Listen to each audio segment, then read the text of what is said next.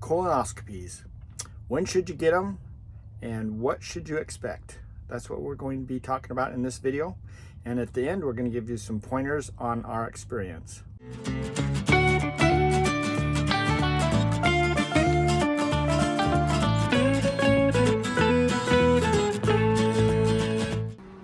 It's morning. Okay. It's morning, I know.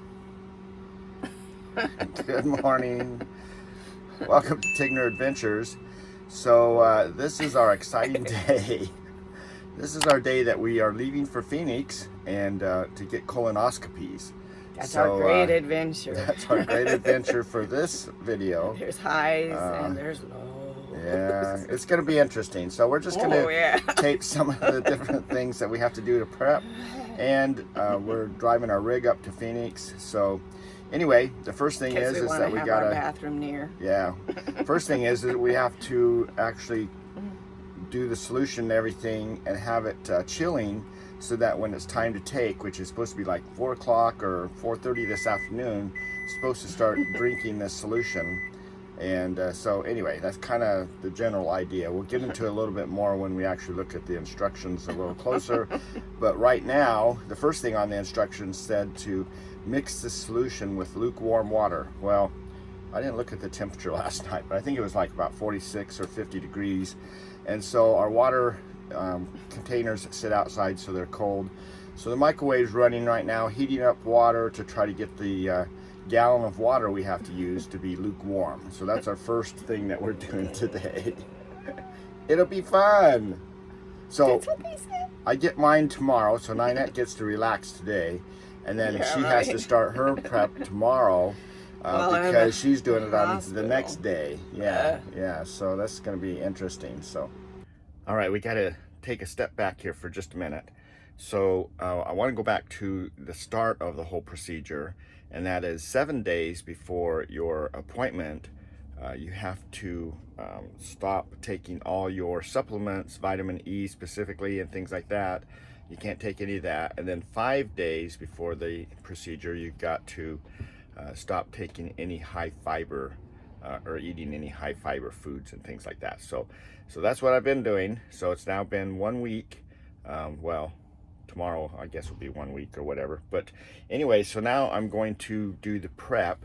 The first thing we have to do is we don't start the prep until today at 4.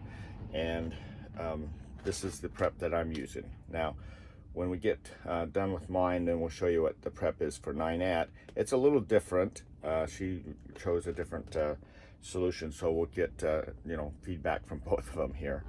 But different preps can have different results, and can, sometimes the preps might be a little harder on you than, certain ones might be harder on you than other ones. But anyway, this particular prep, we're supposed to fill it up. It's actually got, some, dry granules in there that we've got to fill up with lukewarm water, and then we have to shake it vigorously 2 or 3 times, and then we're going to put it in the refrigerator to cool it.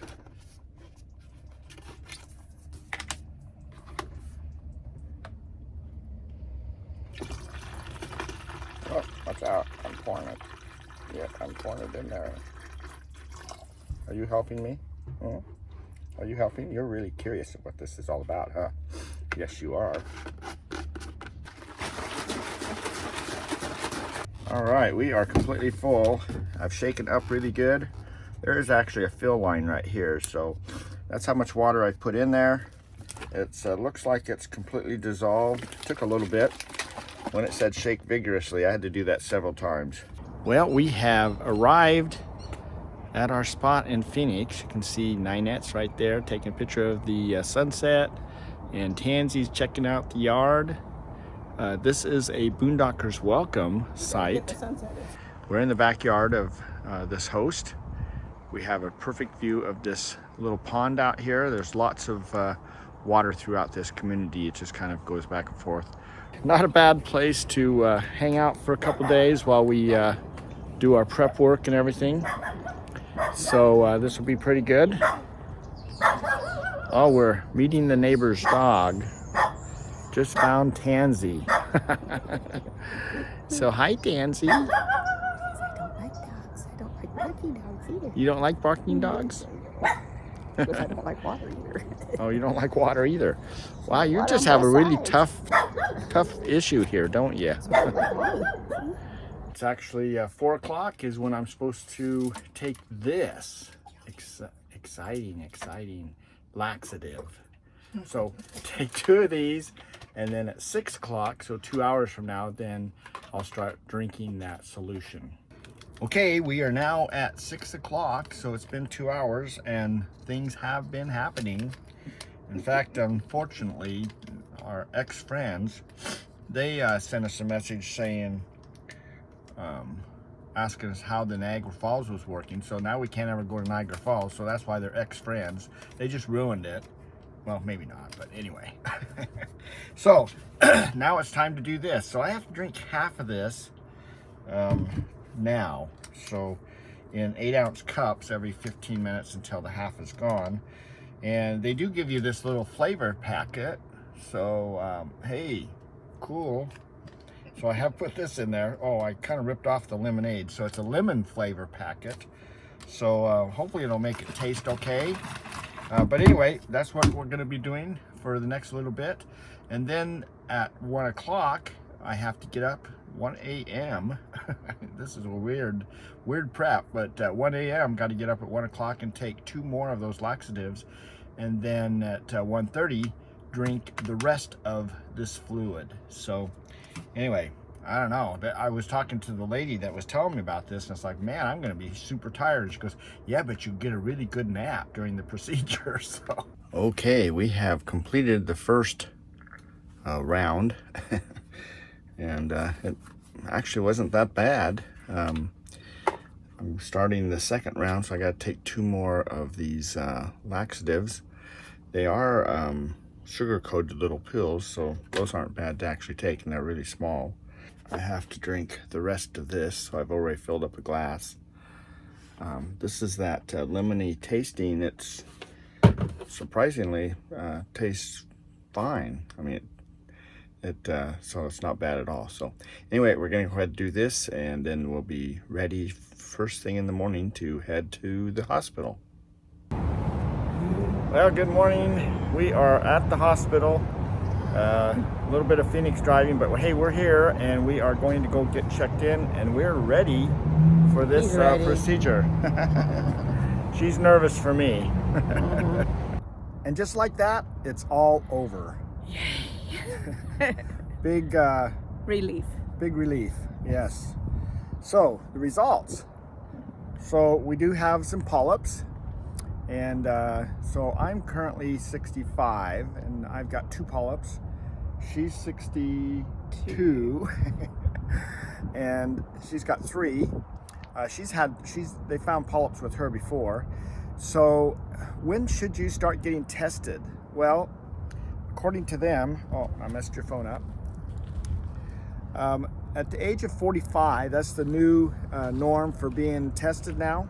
We got Tansy laying over here in the dirt. So anyway, so they're now saying that you should start being tested about 45. Now, what that means is they're going to test you, most likely not find anything, and then they're going to tell you to come back in 10 or 15 years, but at least you have a head start on anything in case something is starting to happen. And so that's why they're suggesting 45 as the age for that now. And then the other thing that we should mention is that her phone keeps going to sleep, is that it's a preventative procedure, all right? However, when you talk to the doctors, 90% of the people that go in, they tend to find something, and that's why they've moved the age to 45 now, and try to get the head start on that. And so what that means is that once they find something, then it's not preventative maintenance anymore. It actually is, what do they call it? Diagnostic. And so when they find something, they change it to diagnostic. They change it to diagnostic, which means that it now falls under your insurance, and the deductible is your responsibility at that point. So even though they may encourage you and say it's preventative, just be aware that that still could end up costing you some. Yeah. And that's why we have deductibles on our insurance. So, but they've taken it out. I don't have to worry anymore. That's right, and that's the key. Because I had colon cancer in my history, and I also had cancer before. They said if it was going to come back, it would be breast or colon. So Yep. I was kind of nervous. So anyway, whatever your deductible is, that's maybe what you have to pay, and if not, then. But hey, look at the bright side. We did this the first of the year. If she uses up her deductible, then we have all year to get whatever else done. Yeah. And Don't do it at don't the have last to of the worry. year. Yeah, don't have to worry about it now. So it's better to get it started at the first of the year if you can. One of the other things that I wanted to mention is, when they give you the prep, and by the way, that prep that we had 2 different types. And I took the big jar here, and Ninette took this little one, the Miralax, and I had to drink a lot more than she did. But other than that, both were reporting that in both cases, stuff wasn't bad at all. And so they say the worst part of this procedure is just going through drinking that prep stuff I think and not emptying eating yourself. and then emptying. But It's hard. it wasn't that bad. I mean, Wasn't it's too bad. definitely not a reason not to do it. I mean, you really need to do it. So, but one thing they did tell me that when you take your prep and everything, you're supposed to continue to take your medication. And I usually take my medication when I eat. So I actually forgot about taking my medication. 2 days. Yeah, for You 2 almost days. did And not. so when I went in, that caused issues because I have high blood pressure and I'm on medication for it. But my blood pressure was 210 over 1. Like 110. Yeah, At way over first. 100. It was really high. And they're going, whoa, your blood pressure's high. Did you take your meds? And it's like, I don't remember, but I don't think I did. So anyway, so I was probably in there for at least an hour, maybe an hour and a half longer because they had to keep, I was on an IV and they had to give me medication and everything. And once they got my blood pressure down to where it should be, then I was able to go into the procedure. So for sure, continue to take your meds. Ninette doesn't have that issue, and she kept taking the her first meds. one. It's always nice. She was really early, but she kept taking her meds, and she was in and out pretty fast. So it was really nice. So Had to be there that's at one 6. thing, They did one it at pointer we 8. want They to were make. gone at 9. Yeah, we wanted to just 9:30. make that little point. The other point I wanted to make Hey, is have your coffee waiting in the car because it was nice. hot and nice, waiting in the it was car. nice and comforting. Yeah. So the other thing is that a lot of people develop hemorrhoids. Okay, so that's normal according to the doctor.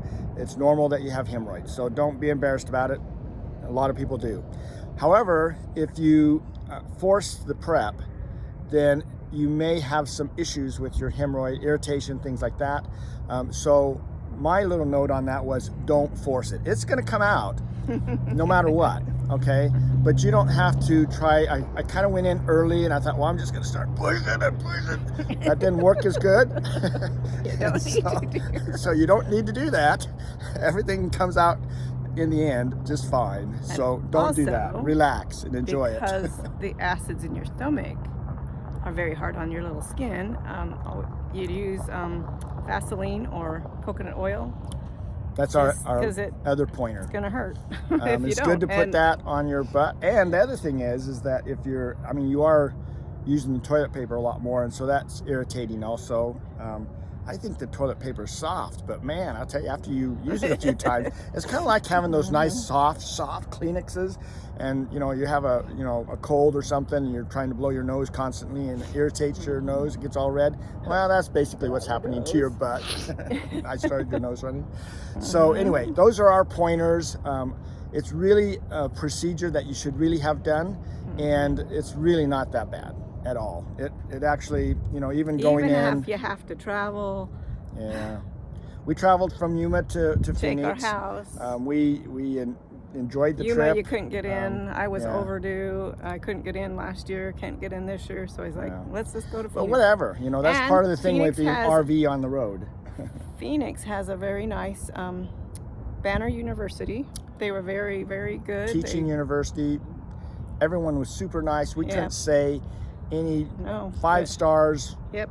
We They did a could give great it 10 job. stars if we could, because they were on top of everything. Yep. They accept all insurances. They Their accept lab is right there, everything. so we'll know it within Yeah. 5 days. Yeah, nothing is, So- the doctors are all right there on, it was good. It was a really good experience when of something you have to have done, I mean, it really turned out to be, wasn't that bad of a deal. So we would suggest that everyone do that, especially once you're 45, start getting it checked. It's better to be safe than sorry. Tansy's really enjoyed the trip. Yeah, she's been out and about. She likes the adventure, and she gets to go out on walks and smells different things.